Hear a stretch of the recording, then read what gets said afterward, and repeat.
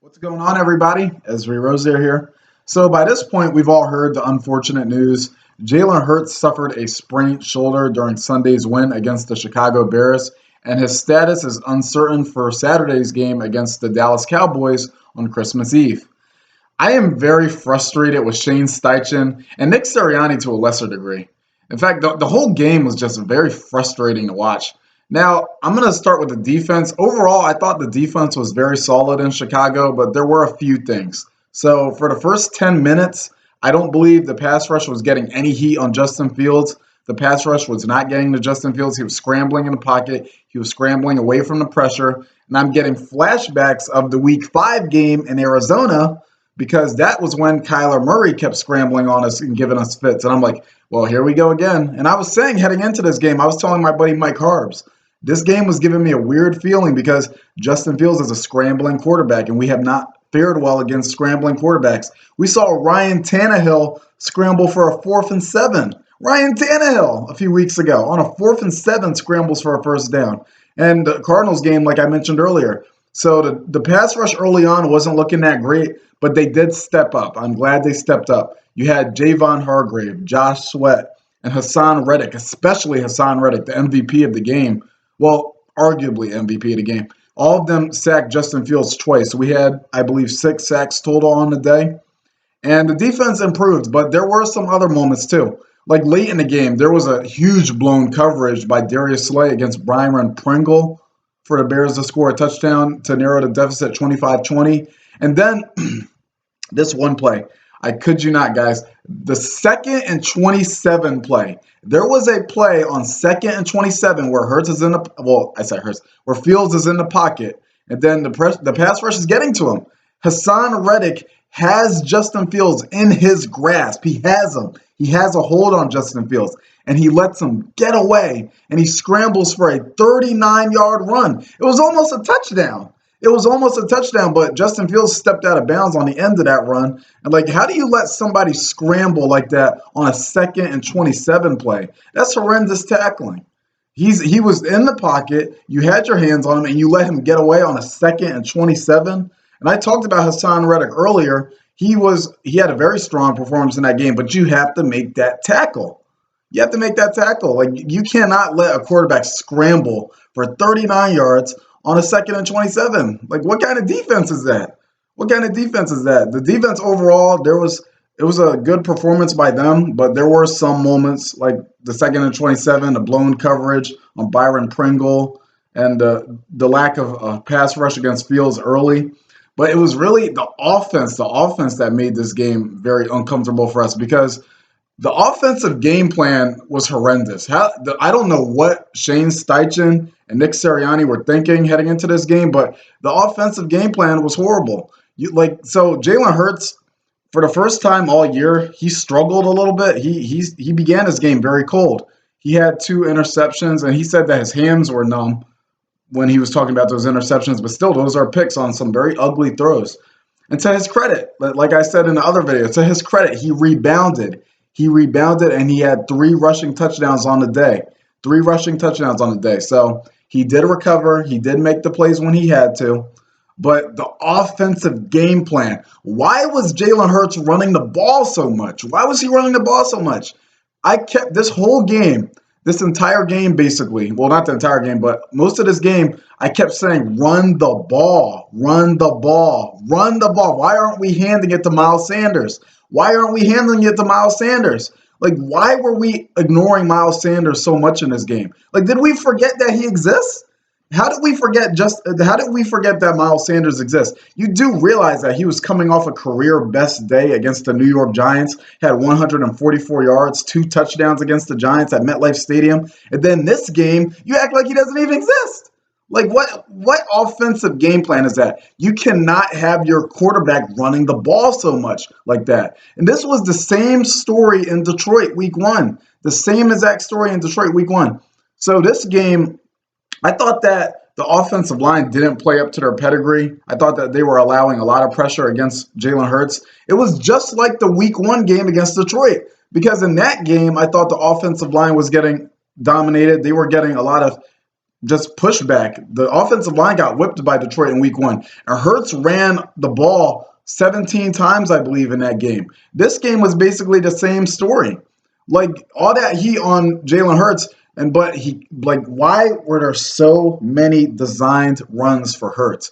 Like we overdid it. I get it. Jalen Hurts, he's a dual threat quarterback. We all know how explosive he is with his legs, but you don't need him running the ball that much. That's why he got injured.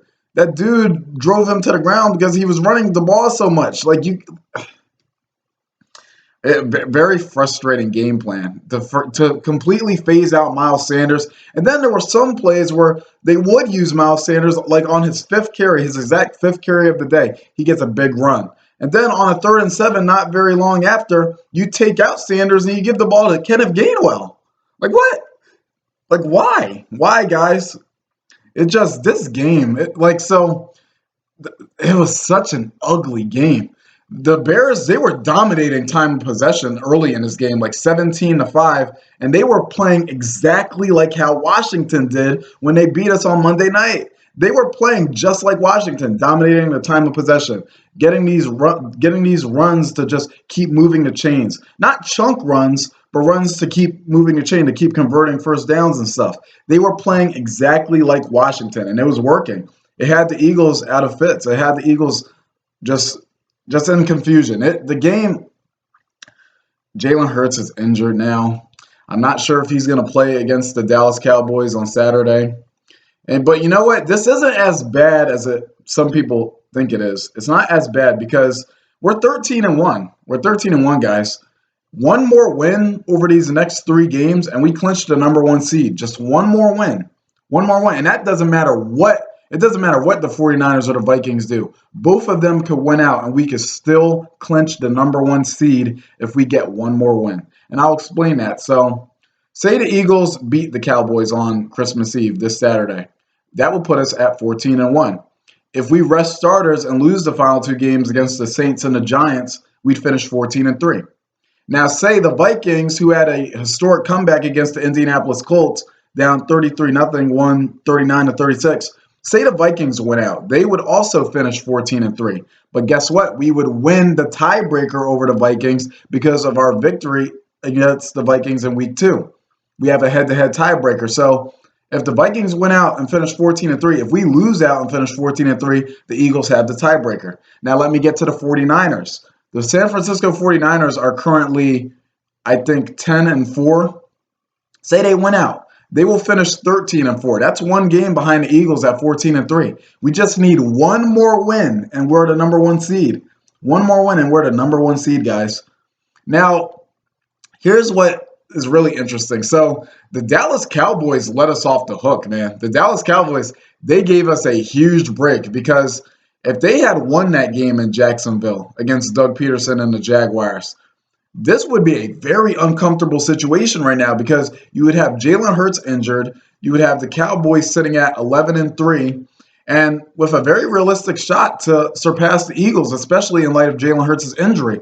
But because the Cowboys choked that game in Jacksonville, because the Cowboys blew that 27-10 lead against Doug Peterson and the Jaguars, they basically handed us the NFC East. They handed us the NFC East. Christmas Eve, the significance of Christmas Eve was diminished with the Cowboys losing in Jacksonville because even if the Eagles lose to the Cowboys this Saturday, we just need one more win. Just one more win, and the number 1 seed is ours. The division is ours. Now, Gardner Minshew. A lot of people don't have faith in Gardner Minshew, but you know what? I think he's a very capable backup. Nick Sirianni believes so as well. He sees him as a starter for many other teams.